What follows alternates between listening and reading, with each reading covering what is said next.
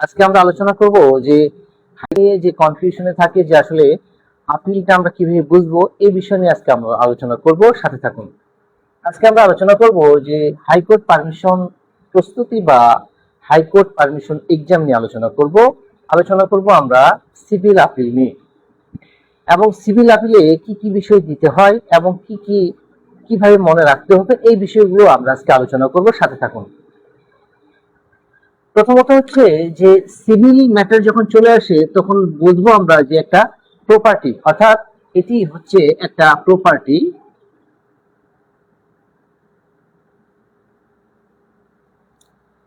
এই প্রপার্টি নিয়ে আজকে আমরা আলোচনা করব, অর্থাৎ সিভিল ম্যাটার মানে হচ্ছে সম্পত্তি বা জায়গা জমি।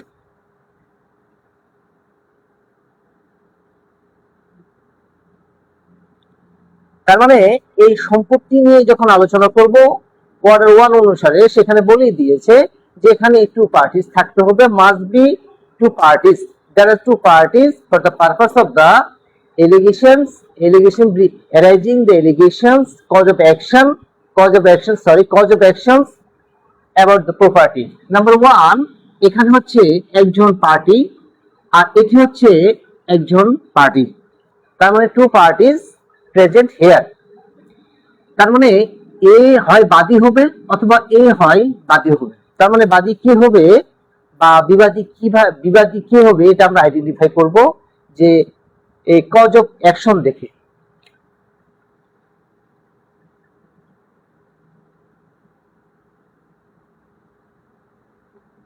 কজ অফ অ্যাকশন অর্থাৎ মামলার যে উদ্ভব হয়েছে কিনা এই বিষয়টি আমরা দেখব। সাধারণত এই ধরনের প্রপার্টি গুলো হয় যে দলিল একজনের আছে, আবার ভোগ দখলে আরেকজন আছে, আবার সে লিজ দিয়েছিল অথবা পরবর্তীতে সে সম্পত্তি থেকে বের হচ্ছে না। ধরুন একটা সত্য ঘোষণার মামলা, আমরা ধরি এটা আজকে যে ডিক্লারেশন সুট, ডিক্লারেটরি সুট, সত্য ঘোষণাটা কি যে এই সম্পত্তি ভোগ দখলে আছে বি, আর এই সম্পত্তির মালিক হচ্ছে কাগজে কলমে মালিক হচ্ছে এ। তাহলে সে এখানে মামলাটি করবে যে দখল পুনরুদ্ধার, যেহেতু সে দখলে নেই, দখল পুনরুদ্ধার সহ ঘোষণা মামলা, ঘোষণা মোকদ্দমা।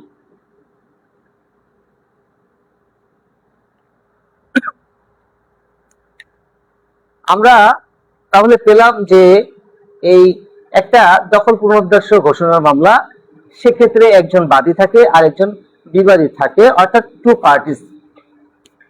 তার মানে এই সম্পত্তি বি দখলে আছে এবং তার কোনো নো পেপারস, নো ডকুমেন্ট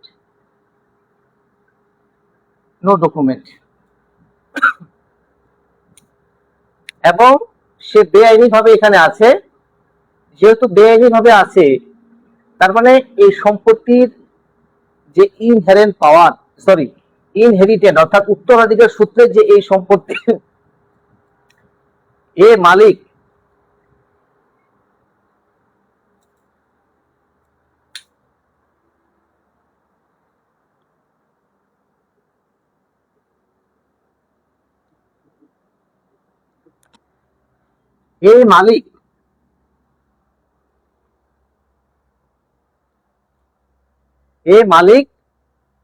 এবং এই সম্পত্তি সে দখল পুনরুদ্ধারের মামলাটি করবে। এখন যেহেতু এখানে কজ অফ অ্যাকশন এরাইজ ছিল, যে কজ অফ অ্যাকশনটি এরাইজ হয়েছে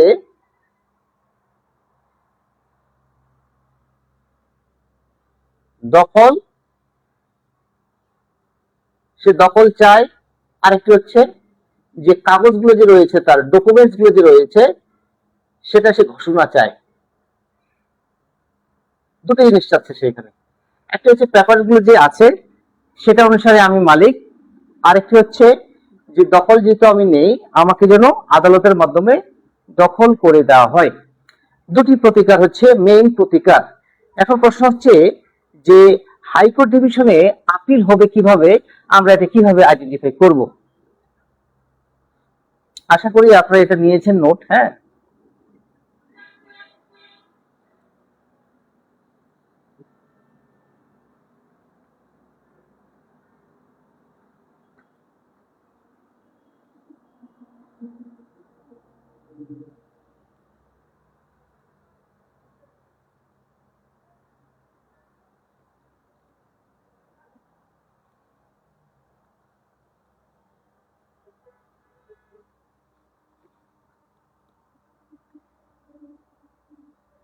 যখন সিভিল আপিল, এই সিভিল আপিল, যে এটি সিভিল আপিল হবে কিনা অনেকগুলো ধাপ রয়েছে, তার মধ্যে আমরা কিছু বিষয় নিয়ে আজকে আলোচনা করব।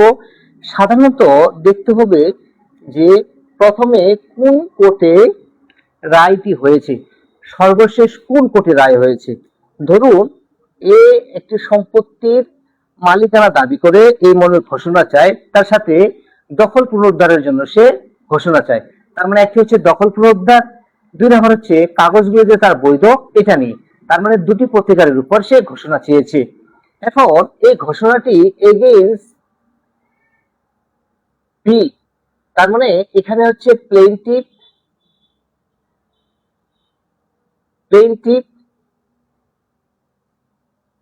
ডিফেন্ডেন্ট, যেহেতু সে এখানে পজিশনে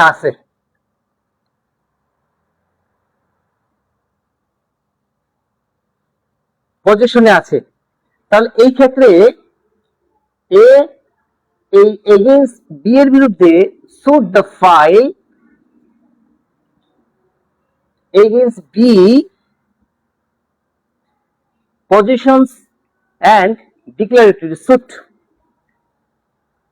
নাম্বার ওয়ান, এখানে দেখতে হবে যদি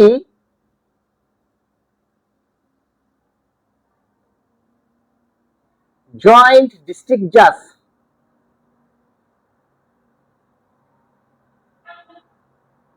মামলাটি জুরিসডিকশন অনুসারে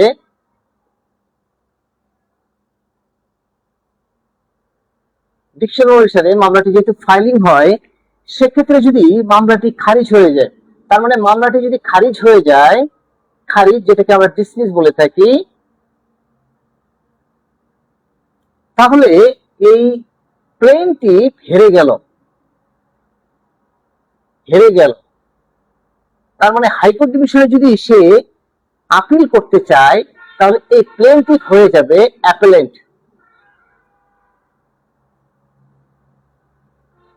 তাহলে প্লেইনটিফ যদি অ্যাপেলেন্ট হয়, সেক্ষেত্রে ডিফেন্ডেন্ট হয়ে যাবে সাথে রেসপন্ডেন্ট।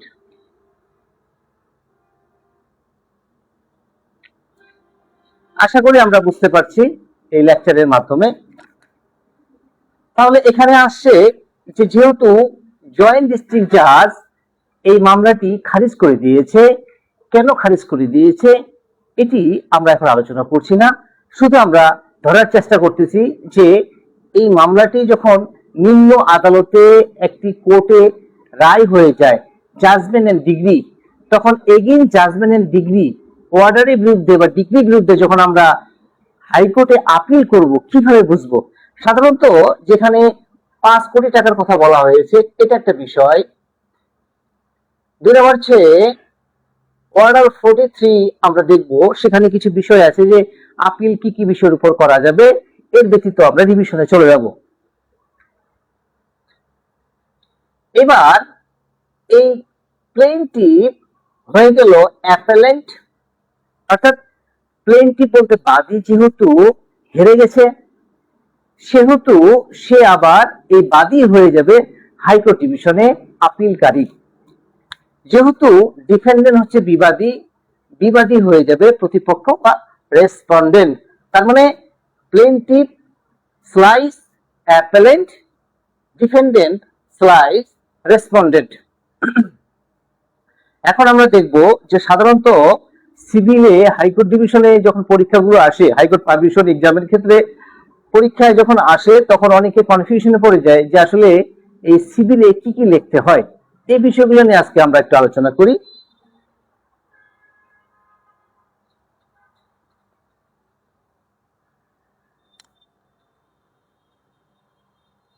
প্রথমে লেখার মধ্যে হচ্ছে হিডিং। হিডিং বলতে বোঝায় যে ডিস্ট্রিক্ট। প্রথমে আমরা লিখবো যে ব্রিফ নাম্বার 1 বা ব্রিফ নাম্বার 2 অথবা অ্যান্সার নাম্বার 1 বা অ্যান্সার নাম্বার 2। কেউ অ্যান্সার নাম্বারও লিখতে পারেন অথবা ব্রিফ নাম্বারও দিতে পারেন। তারপরে লিখবো আমরা হিডিং, যেটিকে আমরা বলে থাকি ডিস্ট্রিক্ট। ডিস্ট্রিক্ট ঢাকা হতে পারে, ঠাকুরগাঁও হতে পারে, দিনাজপুর হতে পারে, অথবা যে কোনো বাংলাদেশ যে কোনো জেলা হতে পারে। District in the supreme court of Bangladesh high court division, আমরা যে এইভাবে লিখি।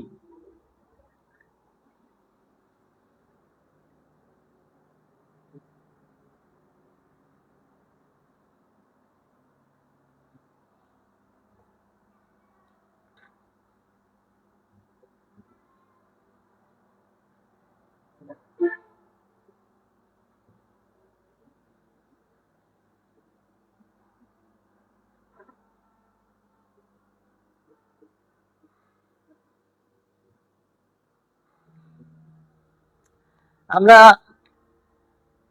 হিডিং এর মধ্যে লিখবো যে ডিস্ট্রিক্টের নাম থাকবে, তারপরে in the supreme court of Bangladesh, তারপর হাইকোর্ট ডিভিশন, তারপরে সিভিল অ্যাপিলেট জুরিডিকশন, তারপর হচ্ছে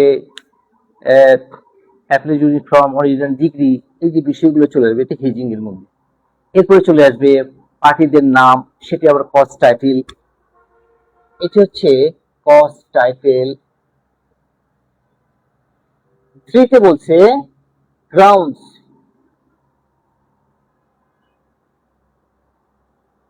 গ্রাউন্ডস গ্রাউন্ডস বলতে যে ল পয়েন্টে যে বিষয়গুলো আপনি কেন এখানে প্রতিকার পেতে পারেন এবং কি ধরনের বিষয়বস্তুগুলো রয়েছে সেটিকে আমরা এখানে উল্লেখ করব যে গ্রাউন্ডস এর মধ্যে। এখানে গ্রাউন্ডস এর পরে সার্টিফিকেট থাকবে, যেটি আমরা সার্টিফাই করে থাকি। তারপর হচ্ছে লিস্ট অফ ডকুমেন্ট।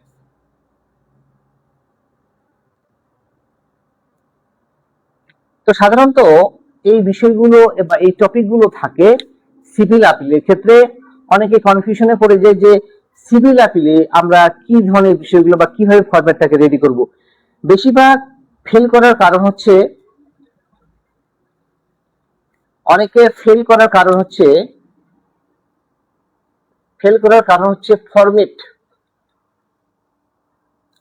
কারণ সিভিলের ফরম্যাট, সিভিল আপিলের ফরম্যাট আপনি কখনো no not applicable revision, because there are 6 types of point বা 6 points of revision. Number 1, hearing, constated, sure, grounds, prayer, affidavit. আর এখানে বলা আছে হিডিং, কনস্টেটেল, ground, certificate, list of documents. তো কেউ যদি ভুল করে এখানে প্রেয়ার দিয়ে দেয়, অনেকে ভালো পরীক্ষা দেয়, বারবার ভালো পরীক্ষা দিচ্ছেন, দেওয়ার পরে খারাপ হচ্ছে। কারণ কি, যে যদি ভুল করে প্রেয়ার কেউ দিয়ে দেন সেক্ষেত্রে আপনি এখানে কোনো মার্কিং পাওয়ার সম্ভাবনা নাই। কারণ এই ফরম্যাটে হিডিং চেয়েছে, কজ টাইটেল চেয়েছে, গ্রাউন্ড চেয়েছে, সার্টিফিকেট চেয়েছে, লিস্ট অফ ডকুমেন্ট চেয়েছে, কিন্তু আপনি প্রেয়ার দিয়ে দিলেন। অনেকে আবার এফিডেভিট দিয়ে বসে থাকেন। আপনি এফিডেভিট দিলেন, তো এফিডেভিট দিলে আপনি কিভাবে মার্কিং পাবেন? অনেকে প্রশ্ন করে যে আমি তো ভালো লিখে আসছি কিন্তু ফেল করছি কেন? ফেলের জন্য করছেন কারণ আপনি খাতায় কিভাবে লিখতে হয় সেটা যদি আপনি কোনো একাডেমিতে অথবা কোনো মেন্টরের কাছে যদি বারবার চেক না করান, এবং আপনার খাতার যে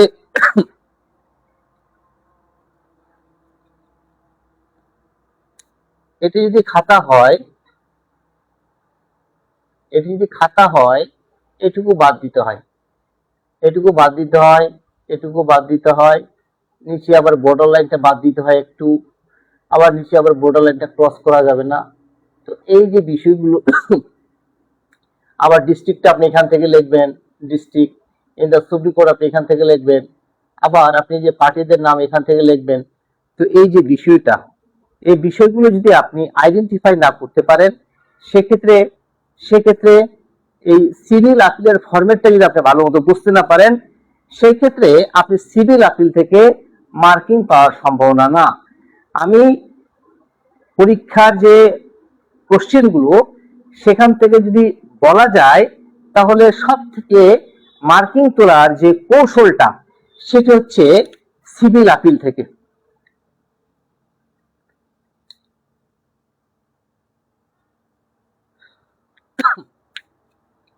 এই সিভিল আপিলে আপনি মার্কিং তোলার যে আপনার কৌশলটা, এটা আপনাকে অবশ্যই রপ্ত করতে হবে, এটি প্র্যাকটিস করে। তাই আমরা যারা হাইকোর্ট পারমিশন পরীক্ষার জন্য প্রস্তুতি নিচ্ছেন, তাদের রিটেন বেসটি আমরা শুরু করেছি, এবং যারা নিতে চান এখানে অ্যাডমিশন, তারা যোগাযোগ করতে পারেন। যোগাযোগ করার জন্য নিম্নে নাম্বার দেওয়া রয়েছে। তো এই ছিল আজকে আমাদের আলোচনার বিষয়। আশা করি আমার এই লেকচারটি আপনাদের উপকারে আসছে, এবং আশা করি পরবর্তীতে আপনারা এই লেকচার থেকেও উপকৃত হবেন। তাই বি সিরিয়াস, এবং অবশ্যই আপনি এখন থেকে শুরু করবেন from the beginning and started hard working and to practice and according to permission of your mentor or teacher. Otherwise, doing better or get the carry marking and from the exam high court permission, it is very difficult for you. তো আমরা অ্যাডমিশনের জন্য ভর্তি চলছে সরল একাডেমিতে, আপনারা অবশ্যই অ্যাডমিশন নিতে পারেন। যারা ইংলিশে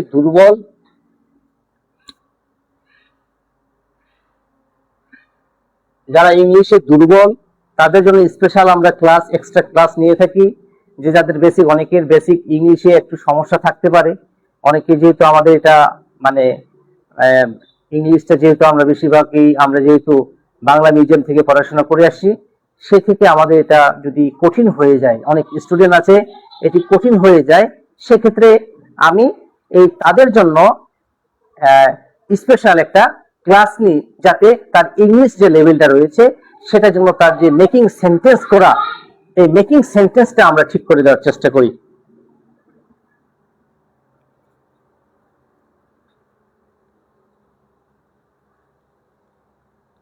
হাইকোর্ট পারমিশনের ক্ষেত্রে কি কি শর্ত আমাদের মনে রাখা দরকার?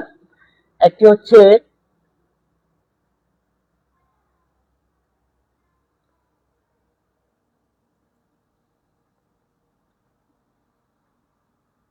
পারমিশন পরীক্ষায়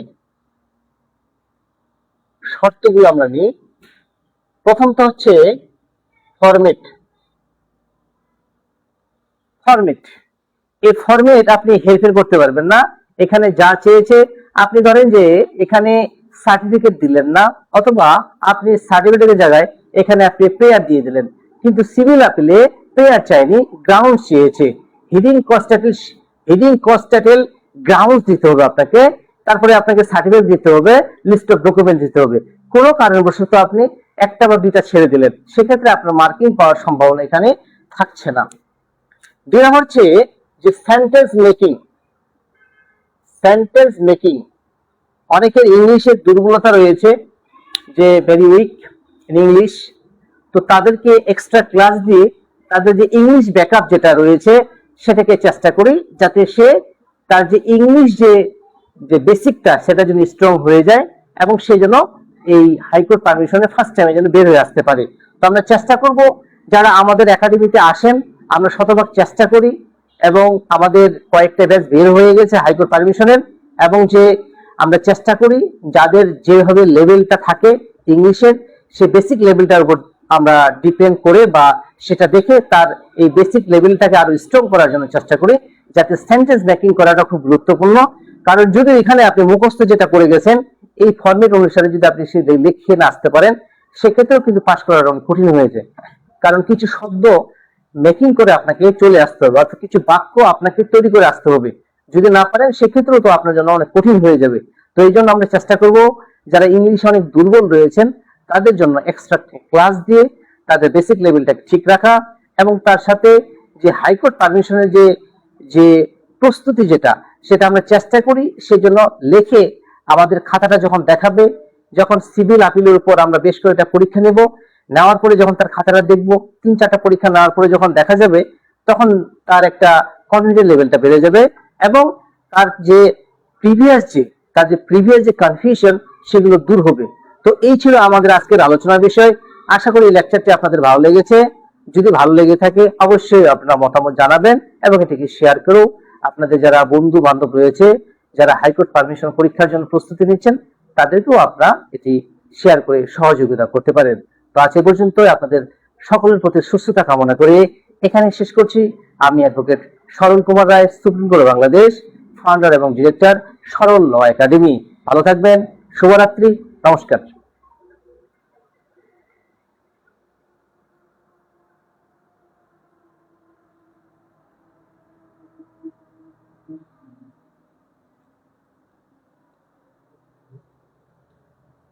অনেকে আমাকে কমেন্টস করছেন, ধন্যবাদ। এবং যারা লাইভে রয়েছেন যুক্ত, যে thank you to all viewers who are joining the live sessions, and thank you very much to support me and always stay with me and listening and watching my lecture. Thank you very much. ভালো থাকবেন। নমস্কার।